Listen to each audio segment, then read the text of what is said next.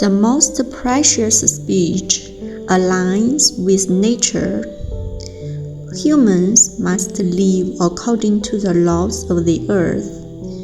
The earth must follow the laws of the solar system and the Milky Way. The solar system and the Milky Way must follow the laws of the Tao. The Tao itself abides by the laws of nature. The greatest creator, supreme and boundless, is formless and shapeless. People do not know he exists.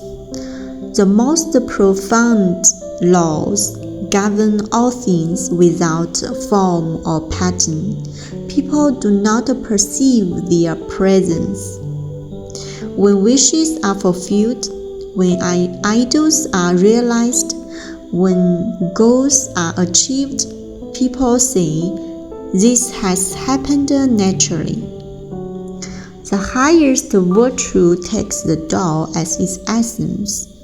Those who understand the principles of life do not go to extremes, do not indulge in greed or extravagance, and do not resort to excessive methods or measures.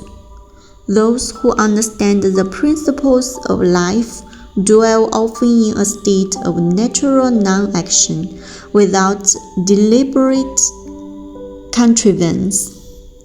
The greatest creator and the sages do not govern by issuing commands, but by allowing things to follow their natural course.